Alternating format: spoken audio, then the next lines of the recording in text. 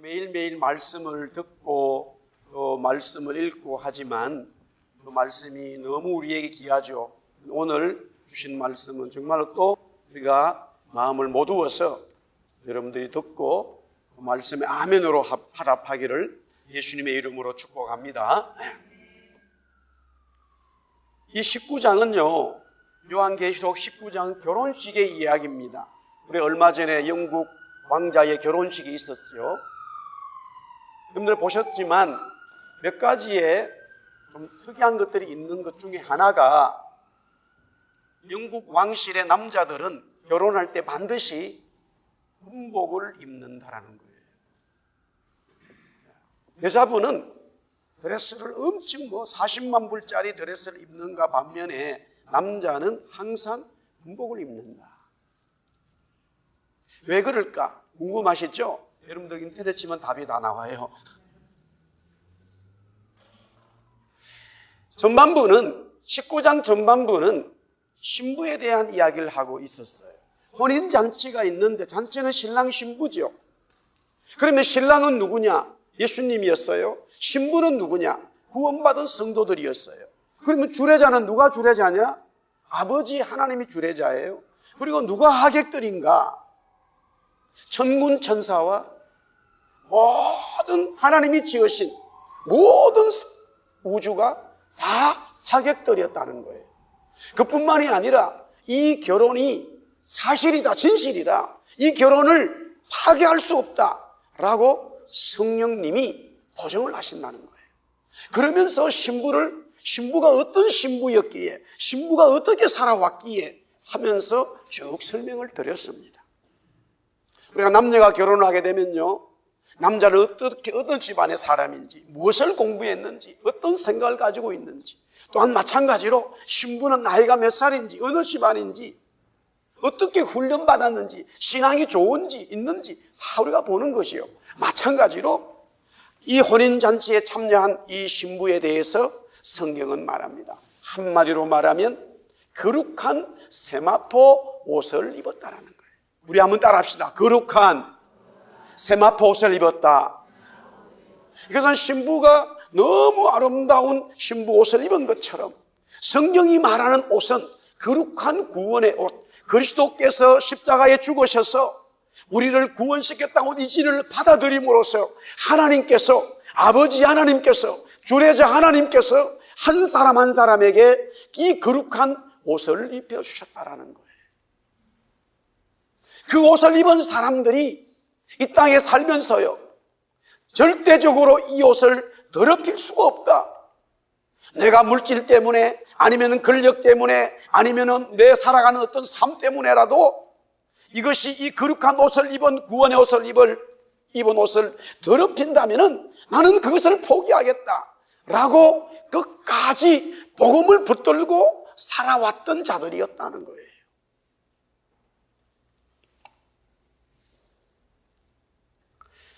자, 11절부터 후반부는 이제 신랑을 설명합니다. 그렇다면 신부는 이런 분이었는데, 이런 사람들이었는데 신랑은 어떤 분인가? 얼마 전에 미국 텍사스 달라스 지역에 사는 40대 한인 대학 교수 남편 이현덕 씨가 역시 대학 교수인 자신의 부인 김윤덕 씨를 총으로 살해하고 집에 불을 지른 뒤 자신도 스스로 목숨을 끊은 비극적인 사건이 있었습니다.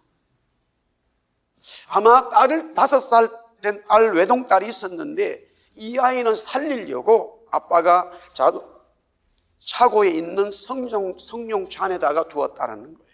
그래서 살았습니다. 이들 대학 교수 부부는 주위의 부름을 살 정도로요, 성공한 이민자였고 아주 행복한 삶을 살고 있었다고 주위의 사람들은 말합니다. 그런데 왜 이런 끔찍한 일을 하고 스스로 목숨을 끊었는가? 이해하기가 어렵지요. 미국 와서, 캐나다 와서요, 여러분들 대학 교수가 그것도 한 사람이 아니라 부부가 다 된다는 것은 이 1세대로 와서요 굉장히 성공한 거예요. 남편이 그와 같은 일을 저지르기 전에 페이스북에 이런 글을 올렸습니다. 아내가 자신을 무시하고 존중하지 않았으며 시부모에게 잘하지 못했다. 아내가 인생에서 중요한 결정들을 나와 상의도 없이 일방적으로 하는 것을 더 이상 참을 수 없다. 나의 제안들은 모두 무시됐고 아내는 자기 맘대로 결정했다. 또한 아내가 자신을 의처증이 심한 집착 환자로 몰았으며 더 이상 자신이 중요하지 않은 것처럼 취급했다. 나는 웃으며 내 죽음을 맞이할 것이라. 그렇게 페이스북에 글을 올렸습니다. 이것을 추론해서 경찰이 이 부부의 심각한 남들이 알지 못하는 문제가 있었구나. 그러나 두 사람 다 죽어버렸기 때문에요. 가해자도 피해자도 없어져 버렸어요. 이들 부부는 한국의 좋은 대학, 공과대학을 졸업하고 미국 조지아 대학에서 엔지니어링으로 박사학위를 받았어요. 각각 달라스 지역에 있는 주립대학의 교수로 재직 중이었습니다. 비극적으로 끝난 이들 부부의 삶을 보면서요, 설령 배우지 못하고 이민의 삶에 성공하지 못한 것처럼 보여도요, 서로 진정으로 사랑하고 신뢰하는 부부의 삶이 더 중요하다는 것을 깨닫게 됩니다. 그러나 오늘 요한계시록 19장에 나와 있는 부부의 삶은요, 이것은 영원한 삶을 설명합니다.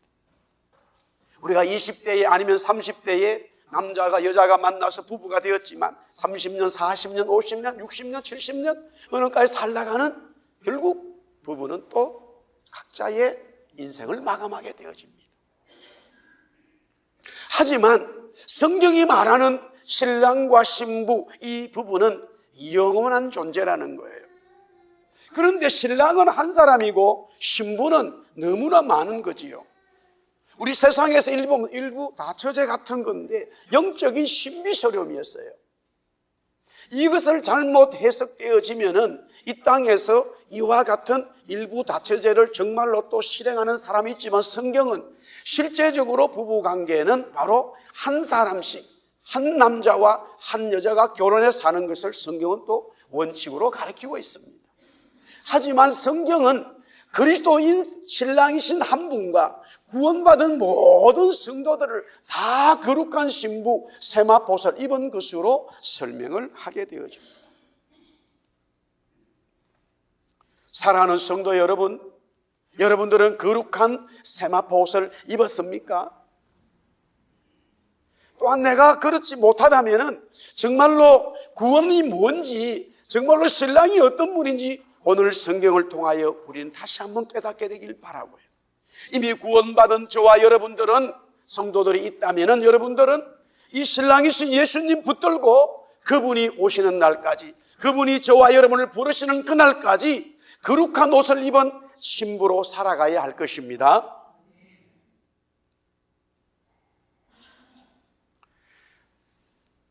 오늘 성경에 보니까 먼저 13절에 피 뿌린 옷을 입었다. 신랑이신 예수님이 옷을 입었는데 피 뿌린 옷을 입었다. 저는 이것을 오늘 신랑의 가장 중요한 관점을 가지고 말씀을 나누겠습니다. 거룩한 세마포를 입혀주신 신랑이신 주님이시기에 당연히 신부인 우리는 거룩한 세마포를 더럽히지 아니하고 이 땅에서 살아야 합니다. 그런 성도들에게 어린 양의 혼인잔치의 복이 임하는 것이죠. 그렇다면 신랑이신 주님은 혼인잔치에 어떤 옷을 입고 나타날 것인가 궁금하잖아요. 먼저 19장 11절에 보니까 백마와 그것을 탄 자라고 나와 있습니다. 신랑이신 예수님이 이 혼인잔치에 나타나는데 백마를 탔어요. 흰말을 탔어요. 야, 너무 멋있는 거지요. 여기에 백마라고 하는 것은 흰말은요, 승리자라는 것이고 모든 것을 정복했다는 뜻이고 모든 것이 자기의 것이라는 것을 이 로마 시대의 황제가 타는 말을 보여주면서 환상으로 예수님의 모습을 설명하는 것이에요. 그런데 제가 지금 이 백마를 탄 자를 예수님이라고 말했습니다마는, 신랑이라고 했습니다마는, 어떻게 예수님인지 우리가 알 수 있을까? 오늘 여기 성경에 보니까 우리 한번 따라 합시다. 그 이름은 충신과 진실이라. 어떤 신랑이 백마를 탔는데 이름이 보니까 충신이요 진실이라. 여기서 말하는 충신, 여기서 말하는 진실은 바로 우리의 신랑이신 예수님이구나 하는 것을 직감적으로 알게 되지요. 그런데 백마를 탄 예수님의 모습은 너무너무 이해가 되는데 예수님의 옷이 문제예요. 19장 13절에 보니까 그 백마 위에 탄 예수님이 어떤 옷을 입었냐면은 피 뿌린 옷을 입고 있더라 이거예요. 신부는 너무너무 거룩하고 오늘 성경에 보니까 밝고 깨끗하고 향찬란하고 빛이 나는 그런 너무너무 신부의 옷을 입었는데 신랑은 백마를 탔어요. 그렇지만 옷이 온 전체가 피가 다 묻어 있어요. 여러분들 피 묻은 옷을 입고 어떻게 결혼식에 참여하겠습니까?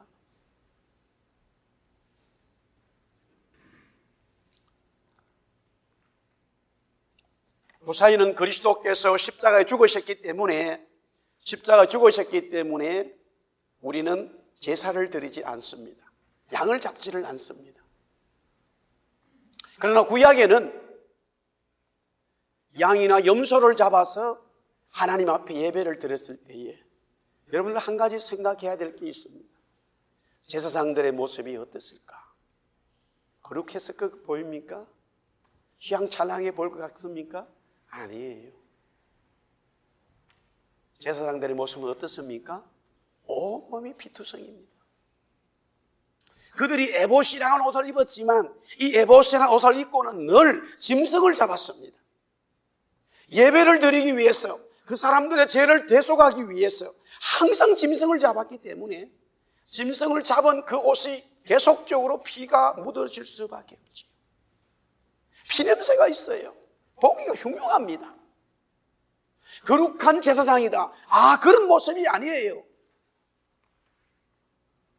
1년 내내 제사가 있습니다. 절기마다 있습니다. 개인마다 죄를 지은 것을 와서 하나님 앞에 회개하고 제사장이 그 짐승을 잡습니다. 그 짐승을 제사장이 처리합니다. 온 몸에, 온 옷에 붉은 피로 되어져 있습니다.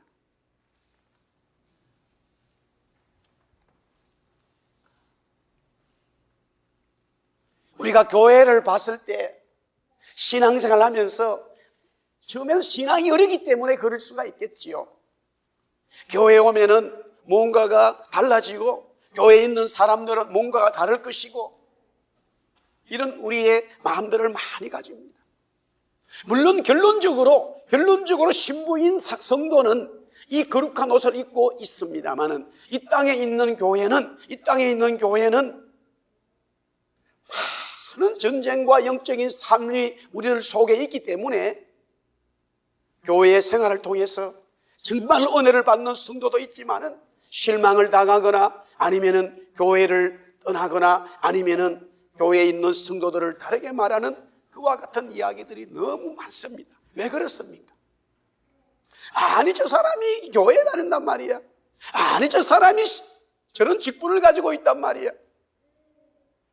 가까이 보면 볼수록 오히려 거룩하고 밝은 것보다는 더 좋지 않은 모습들을 발견하게 된다는 것이죠. 왜 예수님은 피 뿌린 옷을 입고 백마를 타고 이 혼인잔치에 나타났을까? 참으로 궁금하지 않을 수 없습니다. 왜 하나님은 성령께서는 요한에게 이 혼인잔치를 보여주면서 이런 신랑이신 예수님의 모습을 보여주었을까? 궁금하지 않습니까?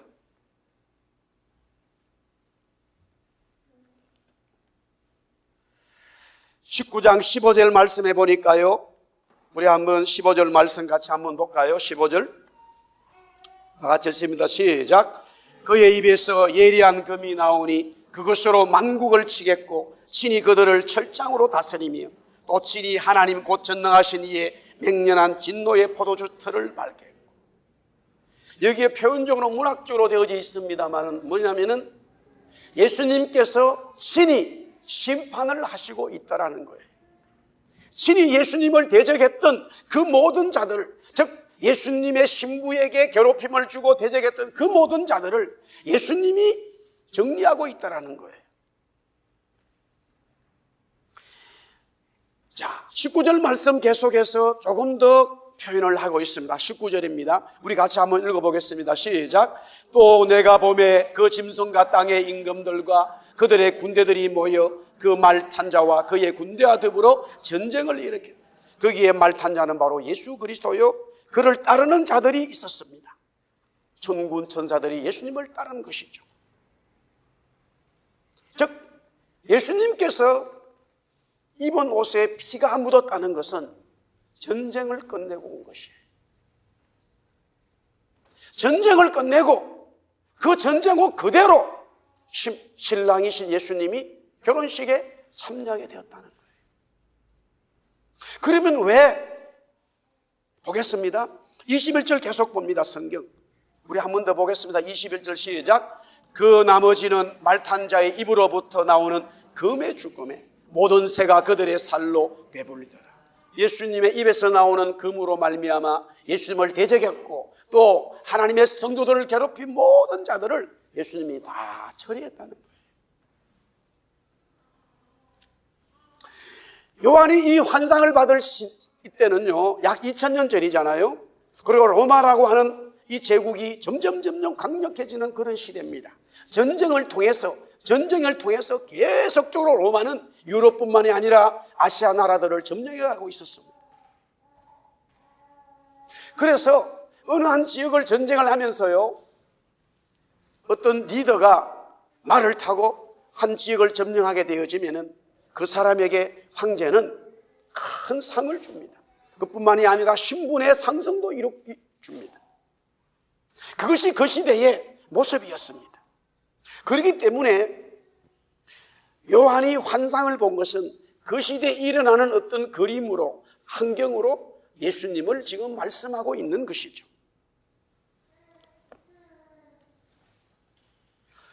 지금 성도들은 너무너무 복음 때문에, 예수 믿는 것 때문에 환난을 당하고 어려움을 당합니다.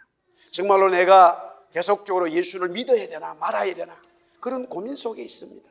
정말로 내가 믿었던 예수님이 정말로 맞는가 고민되지 않을 수 없습니다.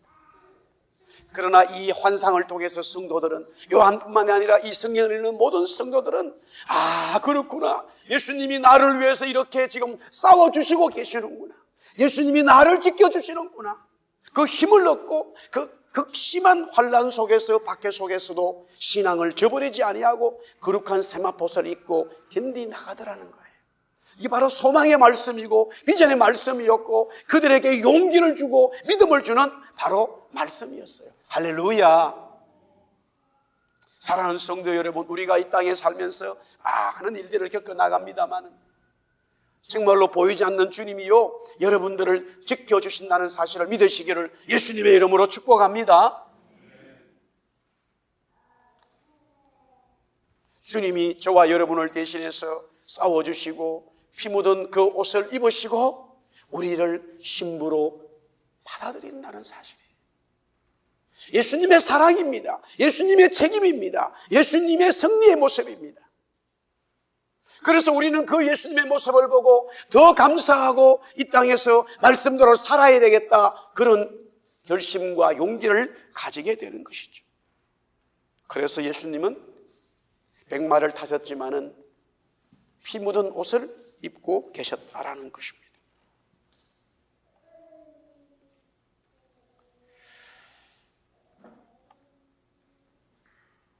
그러면서 예수님의 구체적인 모습을 오늘 여기 성경은 말씀하고 있습니다. 이미 19장 11절에 보니까 예수님이 백마를 탔다라고 말씀했고요, 12절에 보니까 이렇게 되어져 있습니다. 그 눈은 불꽃 같다. 그리고 머리에는 많은 간들이 있다. 그 눈은 불꽃 같다라는 게 무엇입니까? 예수님은 모든 것을 보고 계신다는 거예요. 예수님은 저와 여러분의 모든 삶을 정확하게 보고 있습니다. 할렐루야. 우리의 은밀한 것까지도, 우리의 마음속 것까지도 다 보고 계시는 거예요. 사람은 사람을 볼 수가 없습니다. 그 진심을 볼 수가 없어요. 그러나 주님은 마음의 중심을 보시고 계시는 거예요. 머리에 많은 관들이 있다는 것은 영광의 관들입니다. 영광의 관들이에요. 주님 그렇게 말합니다. 사랑하는 성도들아, 너희가 내 말을 지키면 내가 써 있는 이 관들을 벗어서 너희에게 주마. 주님이 가지고 있는 영광을 신부인 우리에게 주시고자 주님은 그 영광을 가지고 계시는데, 그 말씀대로 사는 신부들에게 이 관을 주님은 주시는 거예요. 할렐루야. 그뿐만이 아니라 오늘 15절에 보니까 이미 우리가 말씀을 보았습니다만 그의 입에서 예리한 금이 나온다. 금이라고 하는 것은 칼인데요, 입에서 칼이 나와요. 입에서 칼이 나와요. 그러면 뭐냐? 입에서 칼이 나오는 게 뭐냐? 입에서 칼 나오는 것은 바로 말씀이었다라는 거예요. 그래서 예수님의 이름에 대해서 이야기할 때 하나님의 말씀이 나오는 거예요. 입에서 금이 나오는데, 그 칼이 나오는데 그것은 우리가 보는 그런 칼이 아니라 입에서 나오는 말씀이다. 하나님께서 이스라엘 백성들에게 광야에서 만나를 주십니다. 정말로 광야에 먹을 게 아무것도 없어요. 유대 광야를 가보니까 정말로 이런 광야 같은 삶을 40년 동안 텐트 치고 산다는 것은 상상만 해도 아찔합니다. 낮에는요 어마어마하게 덥습니다. 거의 50도 가까이 됩니다. 근데 밤만 되면 온도가 푹 떨어져가지고 아무것도 없습니다. 그리고 새벽에요 이슬이 내리면서 정말로 풀이라는 게 우리 눈으로 보일 동 말동한 풀이 올라오면은 그거를 뜯어먹으려고 소 양들이 달려드는 거예요. 그렇기 때문에 이 양치는 목자들은 전쟁인 거예요. 그게 조금이라도 더 많은 곳에 양들을 데려가야 되거든요. 그렇지만은 사해바다가 있는데 사해바다 중심으로는요 바람이 부니까 그 소금기가 다 날려가지고 그것마저도 아예 없습니다. 그런 광야에서 40년 동안 이스라엘 백성들이 살아야 돼요. 그런 광야에 살아야 됩니다. 그런데 하나님께서 만나를 주셨는데 이스라엘 백성들에게 이렇게 말씀합니다. 사랑하는 이스라엘 백성들아, 너희들은 이 만나로 사는 게 아니다. 내가 너희들에게 매일매일 만나를 주겠지만 너희들은 이 만나로 살아서는 안 된다. 내 입에서 나오는 내 말씀으로 살아라. 할렐루야.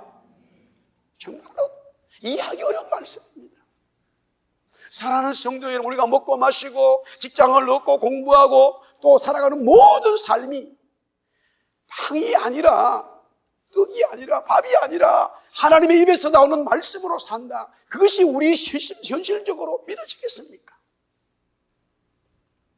그러나 성경은 말하기를 하나님의 입에서 나오는 말씀으로 사는 자들이 바로 하나님의 백성들이요, 하나님의 입에서 나오는 말씀으로 살았던 자들이 거룩한 신부가 된다는 거예요. 할렐루야. 그래서 예수님의 입은 말씀이었습니다. 그렇다면 오늘 성경은 계속적으로 신랑 예수님에 대해서 설명을 합니다. 예수님의 이름이 너무나 많은 거예요. 예수님의 이름이 너무나 많아. 우리가 결혼식에 딱 가면은 신랑 누구누구, 신부 딱 이렇게 이름이 있습니다. 근데 만약에 신랑 이름이 적는데 이름이 너무나 많은 거예요. 어느 게 진짜 이름인지 알 수가 없어요. 오늘 보니까 참 이 신랑 예수님의 이름이 너무 많아. 먼저 11절에 보니까 11절에 이렇게 나옵니다. 우리 다시 한번 따라합시다. 그 이름은 충신과 진실이라. 예수님의 이름이 충신과 진실이라는 거예요. 이게 충신이라고 하는 것은 충성적으로 페이스블이라는 거예요. 변하지 않는 거예요. 예수님이 한 말씀은 변함이 없어요. 사람들은 한 말은 변할 수 있고요, 지키지 못하지만 예수님이 한 말씀은 변하지 않아요. 예수님은 충성스러운 자예요. 페이스블이에요. 믿음의 근본자예요. 할렐루야. 그분을 우리는 신랑으로 모시는 거예요. 진실이라고 하는 것은 진리죠. 진리를 가지고 있는 자예요. 진리를 가지고 있는 자. 내가 곧 길이요 진리요 생명이라고 그랬어요. 예수님이 진리라고 했어요. 사랑하는 성도 여러분, 여러분들이 살면서 무엇을 붙들고 살아갑니까? 오늘 성경은 말하기를 예수님이 진실이요 예수님이 진리라고 말씀하고 있어요. 그래서 예수님의 이름이에요. 그뿐만이 아니라 13절에 보니까 하나님의 말씀이라 그랬어요. 하나님의 말씀이라. 예수님의 이름이 하나님의 말씀이라 그랬어요. 요한복음 1장 1절에 태초에 말씀이 계시니라, 이 말씀이 하나님과 함께 계셨으니 이 말씀은 곧 하나님이시라. 14절에 말씀이 육신이 되어 우리 가운데 거하심에 우리가 그의 영광을 보니 아버지의 독생인 자의 영광이요 은혜와 진리가 충만하더라. 요한일서 1장 1절에 태초부터 있는 생명의 말씀에 관하여는 우리가 들은 바요 눈으로 본 바요 자세히 보고 우리의 손으로 만진 바라. 요한복음과 요한일서 2서 3서와 요한계시록을 기록한 요한이 동일하게 표현한 것은 예수님은 바로 하나님의 말씀이요 그 말씀은 진리라고 선포하고 있는 거예요. 우리 한번 따라합시다. 예수님은 말씀이요 말씀은 진리요. 할렐루야. 마지막으로 예수님의 이름은 19장 16절에 보니까 그의 옷과 다리에 이름이 쓰였어요. 이것도 우리가 지금 이해하기 어렵지만 이 시대 사람들은 아주 쉽게 이해합니다. 어쨌든 만왕의 왕이요 만주의 주라 그랬어요. 이 시대에 상당히 전쟁에 능숙한 어떤 장군들이 백마를 타고 입성을 할 때에 그 백마 위에 이렇게 깔아놓은 게 있어요. 이제 덮개 같은 곳에다가 그 장군의 이름을 갖다 거기다가 적어놓는 거예요. 그래서 달리면서 가면 딱 입성하면서 누구인지를 다 알게 만드는 거죠. 예수님의 이름은 만왕의 왕이요 만주의 주라고 말씀합니다. 예수님이 신랑이신 예수님이 우리의 왕이요 저와 여러분의 주인이라고 성경은 선포합니다. 사랑하는 성도 여러분, 여러분의 삶에 무엇이 주인입니까? 무엇이 여러분의 삶을 붙잡고 있습니까? 오늘 성경은 말하기를 예수 그리스도를 붙잡아라. 주님이 만왕의 왕이요 주님이 주인인 것을 선포하고 있습니다. 이제 말씀을 정리하겠습니다. 요한계시록 19장은 혼인잔치입니다. 얼마나 감사한 일입니까? 신랑이신 예수님과 신부 성도들이 결혼식을 하는 정말로 이 세계적인 역사적인 영원한 이 혼인잔치의 날입니다. 신부들은 구속을 받고 구원받은 그 은혜를 잊지 않아서 끝까지 주님을 붙들었기 때문에 거룩한 세마포옷을 입고 신부의 옷을 입고 참여하게 되었습니다. 천군 천사들이 신부 입장을 하니까 성도들이 입장을 하니까 온 찬송합니다. 그리고는 아버지 하나님, 성부 하나님이 그 보좌 앞에서 주례자로 딱 서 계십니다. 이때에 백마를 타고 옷은 피 자국이 있고 있는 그 예수님께서 그 신랑으로 입장을 하게 되어집니다. 그 예수님이 우리의 왕이요 그 예수님이 나의 신랑이요 그 예수님이 나의 주인인 것을 고백하는 성도들은, 신부들은 신랑을 맞이하게 되어집니다. 이때에 온 천군 천사들은 찬송을 하게 됩니다. 찬양을 부릅니다. 그때의 신부들은 눈물이 나고 감사가 터져나오는 이 은혜를 주체할 수가 없습니다. 이와 같은 혼인잔치가 마지막 때에 반드시 있을 것이다. 그러하기에 성도들은 오늘 하루 살아가는 삶 속에서 어려움이 있어도 환난이 있어도 힘들어도 이 혼인잔치를 바라보고 이 혼인잔치를 소망하고 기대하면서 말씀대로 살아라 라고 성령께서는 요한에게 환상으로 보여준 거예요. 이 말씀이 저와 여러분의 생명이 될 줄 믿습니다. 한 주간 예수님의 이름으로 승리하기를 축복합니다.